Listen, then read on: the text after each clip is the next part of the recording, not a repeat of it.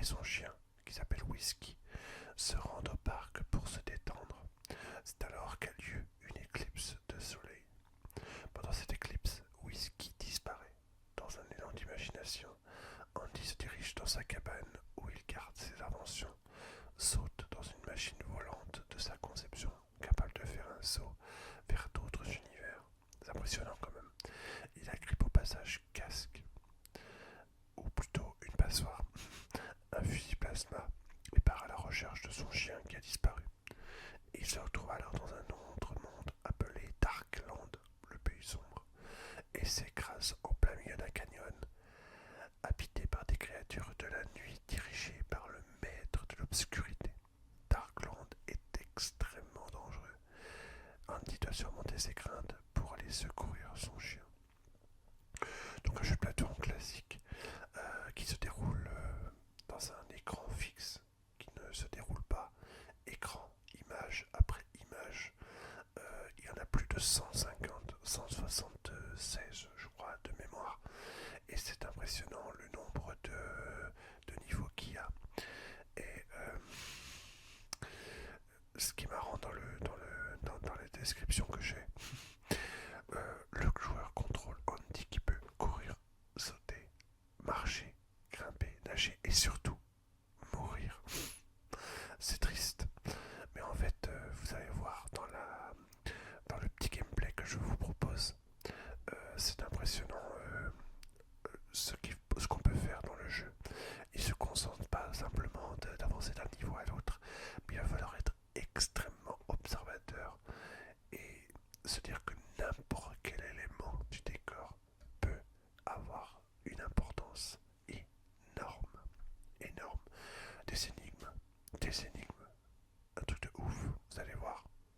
On peut aller de gauche à droite, de droite à gauche, pas de barre de vie, rien. Simplement, si on se fait toucher, c'est perdu. Si on tombe dans un trou, c'est perdu. Mais on a aussi et surtout un nombre illimité de vie. Ce qui en fait un jeu où tu avances, tu meurs, tu reviens, tu recommences encore et encore et encore. Et là, on va en avoir une démonstration dans le jeu tout de suite. Alors nous voici donc dans l'écran de titre. Donc nous allons commencer immédiatement la partie. Alors on va commencer depuis le début. Là on peut choisir plusieurs niveaux, mais j'en ai déjà commencé un petit peu. Vous voyez donc c'est marqué niveau 3, écran 7. Donc on va commencer par celui-là. Donc on va commencer par le jeu, on va prendre par vite. Vous allez comprendre pourquoi. Parce qu'en fait je voudrais vous montrer notamment le début. Alors je ne vais pas vous montrer la cinématique parce que c'est assez long quand même. Et ça n'aurait pas trop d'intérêt. Donc on va commencer dès que le jeu est lancé. Je vous fais une petite coupe une fois que la cinématique est passée.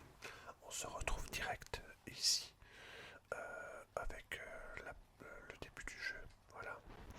Donc votre personnage peut avancer de gauche à droite. On ne peut utiliser uniquement la croix directionnelle. Le jeu est sorti avant l'apparition de la manette DualShock. On peut avancer, on peut reculer, on peut sauter, on peut tirer et on peut faire d'autres actions, mais un peu plus tard.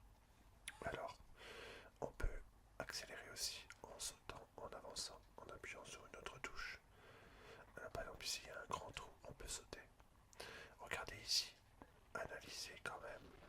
Il y a au-dessus, voilà, un squelette que j'ai pu casser. Ça a une importance pour la suite, puisque si jamais on ne casse pas le squelette, et ben il risque d'y avoir un événement qui ne se fait pas, une possibilité d'aller plus loin. Regardez bien les ombres, regardez tout sur le passage. Voyez, regardez, hop, là, je me suis fait surprendre, j'ai une énigme à répondre, je n'ai pas trouvé pourquoi. Et regardez, en fait, il suffit de casser déjà dans un premier temps cet os au-dessus, mais également, regardez, là, voilà. Et si vous faites ça, vous pouvez avancer, vous voyez. Alors que si on ne l'avait pas fait, et ben l'ombre du squelette nous aurait englouti. Et vous avancez petit à petit. Alors là, vous voyez, on est confronté quand même à des ordres d'ennemis. Pour l'instant, on a notre petit canon que je vous avais expliqué tout à l'heure dans la description du jeu. Alors, on avance, on avance. Donc là, vous voyez, on se retrouve devant un endroit bloqué. Et en fait, il faut casser le rocher. Et vous voyez, tout le décor s'est cassé. Et en fait, là, on est attaqué par des ennemis. Bon, vous allez voir, si on garde le rayon en mode rafale, on peut les détruire assez facilement. Bon, rien de bien méchant. Mais notez quand même que si on n'avait pas si on n'avait pas fait tomber le rocher, on n'aurait pas pu avancer. Donc là, on est bon. Il y a pas mal de gens. Vous allez voir, il y a quand même une partie du truc qui est scriptée. En revanche, il faut savoir que ce jeu ne peut pas se faire de 50 millions de façons différentes. Il n'y a qu'une seule et unique façon de faire le jeu. Par exemple, si vous voulez refaire le jeu, eh ben, il faudra faire exactement de la même façon que vous l'avez toujours fait. Alors attention, là, il y a aussi une subtilité, c'est-à-dire que vous êtes, bon, bien sûr, confronté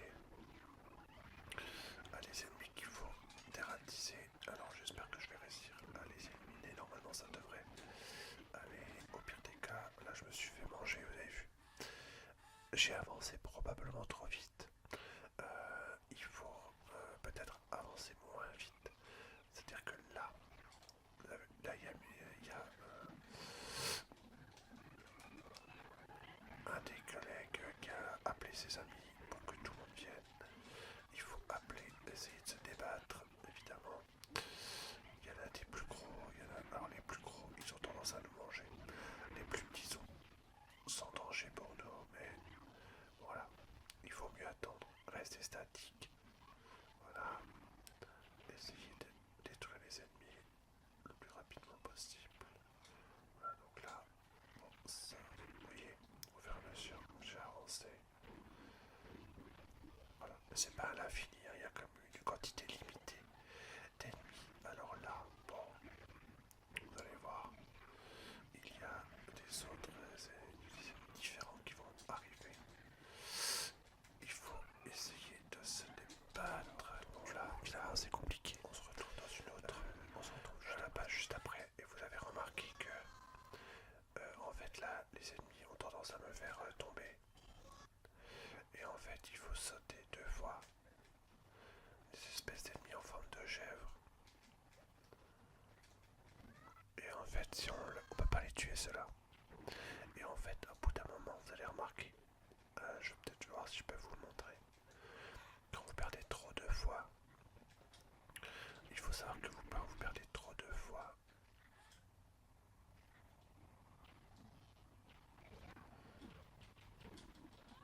Et ben en fait, ils vont nous donner une petite solution.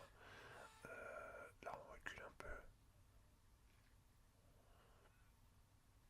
Alors en fait, le but, là, le principe du jeu, hein, c'est simple. Regardez, hop.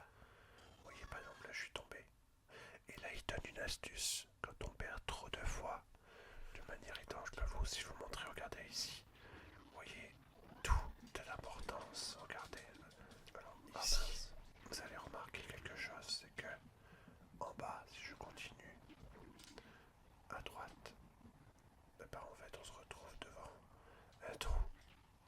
un trou bloqué, on peut rien faire. Et en fait, il faut bien tout observer.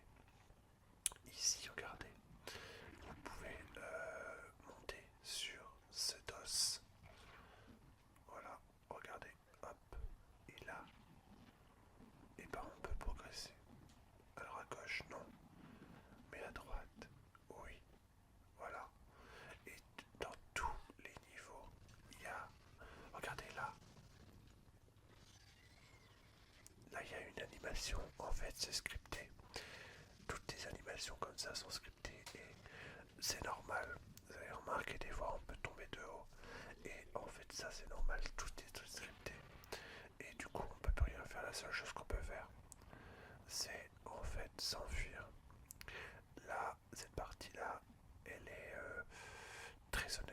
est scripté, c'est-à-dire que peu importe la manière dont on fait le jeu, hop, vous avez remarqué, là, le soleil a tué les ténèbres.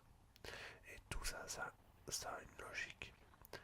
Et ensuite, le jeu continue comme ça, dans des centaines de tableaux, une centaine de tableaux. Ici, bah, là, vous avez des phases d'escalade. Il y a des phases, regardez par exemple cet animal ici. Lui, il va vous montrer comment ça marche. J'ai mis pas mal de temps à comprendre d'ailleurs comment fonctionnait cet endroit. Vous voyez l'animal, vous avez vu l'animal, et ben en fait il faut suivre l'animal. Donc là je suis tombé parce que bah, j'ai pas réussi à suivre l'animal. Il y a un saut. En fait ce jeu demande beaucoup de maîtrise de la manette, chose qui n'est pas toujours évident. Voilà, donc là moi je maîtrise pas du tout. Donc en fait je peux m'entraîner ici. Et en fait il faut, vous allez voir, je vais vous expliquer, c'est très compliqué. Vous montez, vous allez à gauche, vous appuyez sur la touche saut et vous rappuyez encore sur la touche saut et haut. Et en fait ça vous le comprenez à force d'essayer. Bon après si vous essayez ça ici dans une zone comme celle-là, et ben c'est un trou en dessous donc là il n'y a pas possibilité. Donc regardez, analysez ces deux phases. Regardez bien. Qu'est-ce que je peux faire? Qu'est-ce qu'on peut faire? À gauche j'ai le précipice. Regardez bien, je saute. Et bah regardez, hop. C'est impressionnant ce qui vient de se passer. Il fallait interagir avec le décor. Et en fait, Heart of Darkness, c'est tout le temps ça. Là, regardez, analysez, je suis tombé. Je suis tombé, mais j'ai eu beaucoup de chance. Vous allez remarquer quelque chose au-dessus. Cette tête là, si on reste trop longtemps, et ben hop, foutu. Et c'est tout le temps ça, dans toute la phase de jeu de Heart of Darkness. À chaque fois, vous avez une interaction avec le décor d'une logique impressionnante. Tout est logique, tout est logique. Et en fait, bon là j'ai eu de la chance, mais tout est logique en fait dans ce jeu. Et c'est pour ça, c'est en cela que j'aime beaucoup.